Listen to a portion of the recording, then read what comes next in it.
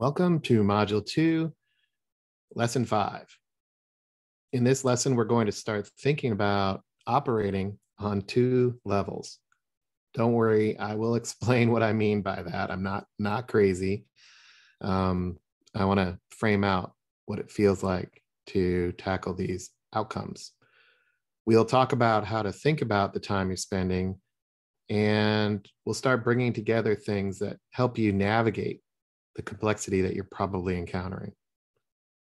If you remember in an earlier lesson, we talked about concepts like having a growth mindset, making sure you collaborate, focus on outcomes, making this shift and going on this journey from go to market to go to customer. We talked about prioritization. We covered a lot. Well, in this lesson, we're going to explore how to lead in a way that not only gets those things done, but also helps you figure out what to do along the way. I see a lot of herd mentality in the enablement space. So maybe I should start with that. Herd mentality is a bias. It's basically the natural tendency for us as humans to follow what other humans are doing. The result of herd mentality is that many people act in the same manner at the same time. And we see this a lot with the stock markets, just as a quick example.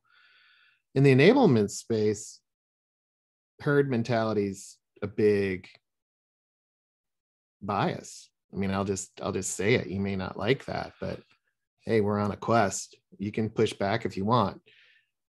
Sales training, somebody says we need force management, or hey, we need Gong because everybody else has Gong, or we need to read Challenger Sale because everybody else is.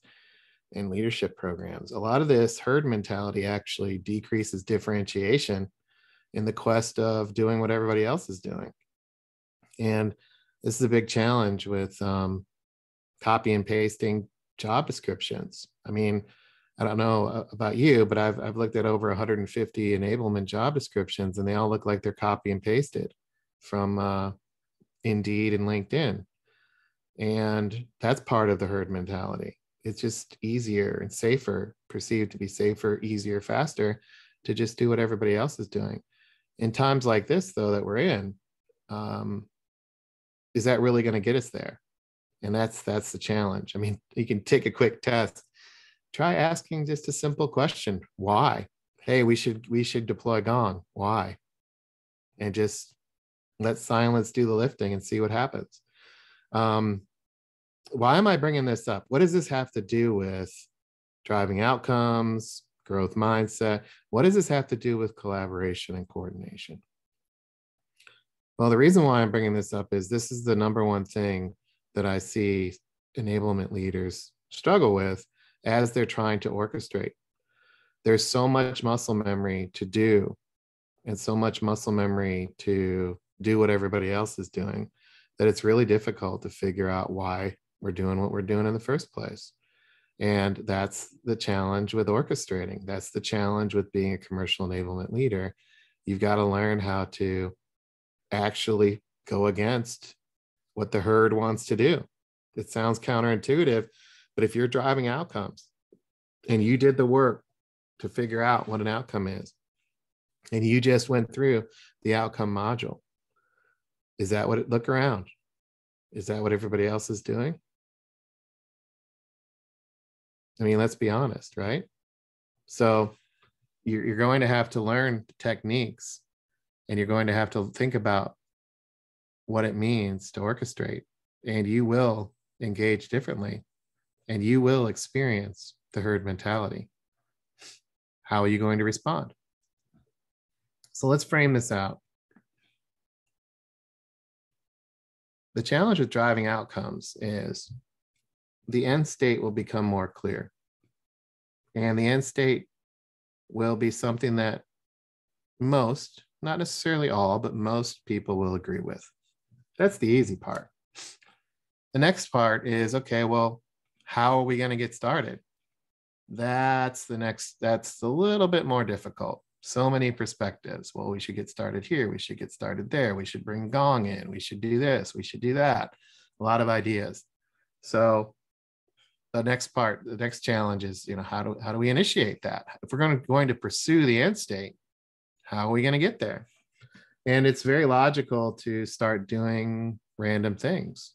But as you know, that's not what we want to do as an orchestrator. So instead of just launching things, what we want to do is, I call it working backward from the end state. How do you determine what the milestones are and how to frame out the initiatives in a way that helps you make progress towards the end state? You have to work backwards from the end state and break it into chunks so that you can pursue those chunks. Now that's a lot, right? You're going to evolve along the way. You're going to evolve a couple times. It's a lot to figure out. So that's one plane, let's call it. You're going to have to operate on this plane of figuring things out. And that might feel a little bit more strategic. It might feel a lot ambiguous. It might feel like you don't have control over that, but you don't want to take your eye off of this plane. You want to focus on the end state because you're driving outcomes. You want to break those outcomes down and quote unquote work backward from pursuing that by creating evolutionary phases that you can achieve with your initiatives. Now, at the same time, you'll have a lot of people asking you for help. You'll have a lot of inputs. You'll have pressure to do things. And that pressure will be at the bottom here, do this. And so you'll start it and then you'll stop building, let's say, onboarding or launching a product or doing the executive roundtable or updating the negotiation training or launching the new incentive plan or updating the sales process or figuring out how to measure pipeline growth. That's a lot to do, right? And these are activities that people will want to see from you so that they feel like you're helping and you want to be helpful. And that means you've got to get a lot of stuff done. So these are the two planes that you'll have to operate in. One is faster, get stuff done, get stuff done, go, do. And on the other plane, it's about pursuing the end state and evolving to the end state. And the key of orchestrating is linking these two things together. If you only sit around and figure stuff out, you will not be successful. If you only sit around and get stuff done, you will not elevate. You'll never be a VP of productivity. I'm just saying, you'll always be the tactical person who gets stuff done. You have to learn how to do both. It's absolutely critical to leading a function and elevating your role. So that balancing act of getting stuff done and figuring stuff out, that's the essence of orchestrating and building out your function. There's a lot of decisions you have to make. There are a lot of disciplines you need to have in the day-to-day getting stuff done. You want to get stuff done to serve the figuring what you figured out. You want to have the right relationships to figure out the right things to pursue. And figuring that out and building those relationships is something you won't be able to take your eye off of if you want to be successful. So what do I mean by getting stuff done and figuring stuff out? Which is which?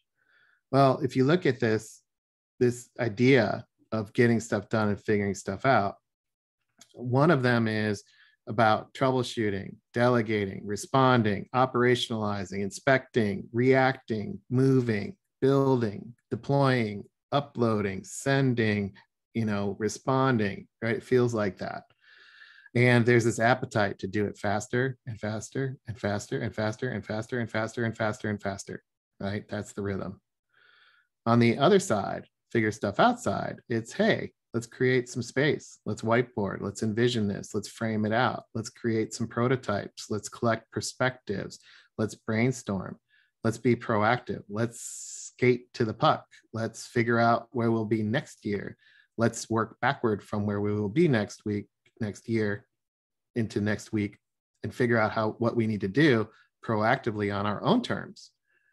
And so it's like this 2-piston engine. If you think about a combustion engine, both pistons go up and down and make your function work. So there's a lot of interdependencies here, and there's a lot of things to figure out because you're in a knowledge working business. People are involved, and not everybody thinks this way.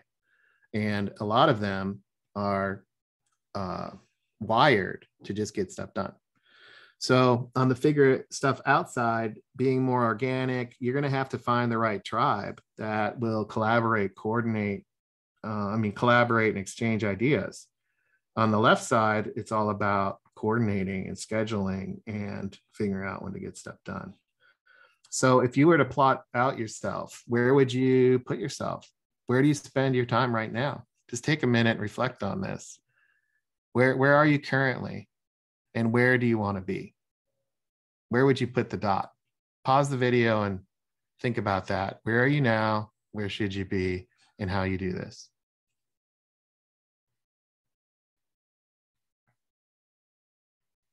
All right, welcome back. You may find yourself on both sides of this, depending on what you're working on. You might find yourself in terms of different relationships having to engage in a different way. You may find that you're skewed to one side or the other. But it's important to think about what percentage of your time should you be FSOing? How much time do you think you should be spending figuring stuff out? And then let me frame this out another way. What is your executive team expecting you to do? Do they expect you to figure stuff out or get stuff done? This is an interesting question, isn't it? Think about it deeply. If you're a leader in the business, what do they expect from you? Okay. Now, said another way, what outcomes are you trying to drive? The outcomes from the previous module that you defined in your workbook. Does it require you to get stuff done only or figure stuff out? Chances are you're going to have to figure some stuff out. This is part of the role, the expectations that people have internally. The expectations of executives might be that you're only getting stuff done. But what if they don't know what they don't know?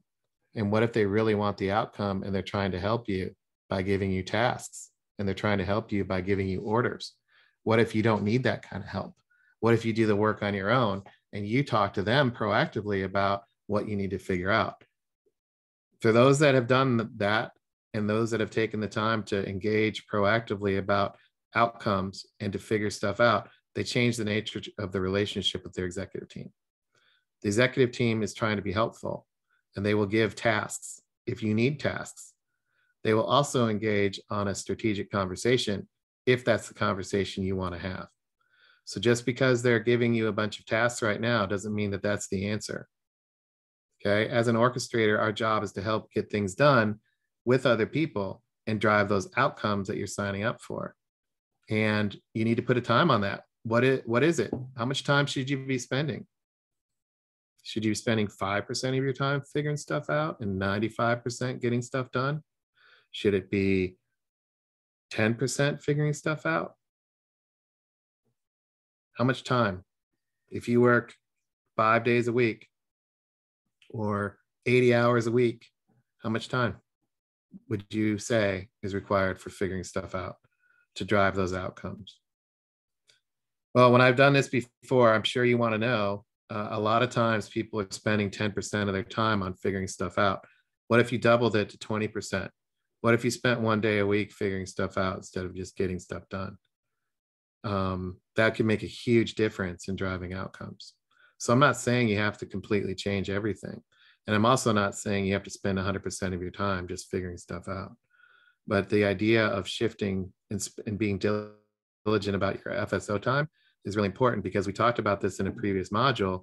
When you talk about collaboration and driving impact, there's a lot to figure out. In lesson 3, we talked about the challenges of silos, and we've got to move from coordinating activity to collaborating. Even if you are collaborating to get stuff done, you will have to figure out how to move from this scheduling cadence to spending time on figuring out what to do and figuring stuff out. So take an inventory of your time. If you open up your calendar, you just plotted it out, but open up your calendar and figure out what meetings you're spending your days on. Which meetings are FSO meetings and which meetings are GST meetings? What percentage of your time does it need to be, and block the time now? So go ahead and pause the video and do that. Take a look at your meetings, take stock of the GST and FSO meetings, and figure out how you block some FSO time. Do it now.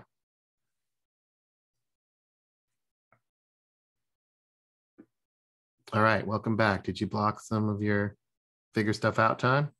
I hope so. Now, what do you do in that time? Well, it's going to feel a lot like coordinating to get stuff done and collaborating to figure stuff out. We talked about in module 3 why collaboration is important as an orchestrator. And the way you think about this and marry it up is being diligent about your FSO time. You'll be able to get the work done differently versus just communicate. We talked about the need to look at your time and the need to take stock of where you currently are versus where you want to be. I asked you to block your calendar time. Now the key is, what are you working on? What are you actually working on to get stuff done versus figure stuff out? So let's take a look at that. Open up your workbook and grab the time and prioritization framework. I want you to take a look at that time and priority framework to help you think through where you're spending your time. We're going to plot this out, and I want you to look at it on 2 axes, the business impact versus the level of effort. If you think about the business impact with a high business impact and a high level of effort, that's probably a major project. So what percentage of your time are you spending on major projects? If you think about high business impact with lower level of effort, what percentage of your time are you spending on quick wins? For those things that are super high effort and low business impact, where are you spending your time? More importantly, do you know what those things are, right? Do you know what those things are? And then low effort, low impact, like for example, filling out expense reports, where are you spending your time? An example of this would be major projects. Let's say a major project is rolling out a new value-based messaging. A quick win might be updating the first 2 days of new hire training. A thankless task might be something that another group has asked for, like feedback on a specific HR onboarding course. And it's not necessarily related to sales, but you want to make sure you're spending the time and being a good partner. And then there's things like administrative tasks in the fill-ins area. The key about this is focusing on the impact first and being diligent about where you are choosing to allocate your time to drive impact. If you've done the work along the way, what you've done is you've actually learned a technique to figure out what outcomes to drive, which will be major initiatives, and also how to align your quick wins, which is what I shared with you in this particular lesson about aligning the get stuff done in service of the outcomes you're trying to drive. And we talked about that. So putting it together, you should be spending more of your time on things that drive business impact and less of your time down here. But this is something that you want to take stock of on a weekly basis to make sure your precious time, right? Your time is valuable, making sure that you are spending that time wisely. Okay. So what did we talk about here in this lesson? We talked about getting stuff done through coordinating and figuring stuff out through collaboration. You have to do both. The challenge is having the right balance for your strategy and your business. As an orchestrator, your job is to get things done and to figure stuff out with other people. To find the right balance is hard because of the complexity of your work. Lean into that and recognize it and develop criteria to help your decision making move faster. You can use the framework that I just shared with you and revisit your participant workbook to talk through and figure out how you balance your time and energy to achieve the greatest impact. This is the concept of making trade-offs. You'll have to make trade-offs between where you and the team are spending time versus what's coming at you. And you'll have to develop an approach that makes sense, because if you want to say no, you'll have to be able to justify it. And that's important consideration as you build out your enablement initiatives and you pursue business outcomes. All right, so make sure you're taking the time to think that through and have a clear approach in mind. Also role play this out with others on the team to see how it plays out in your group and your team with the initiatives that you're working on so that you can plan ahead. I'll see you in the next lesson.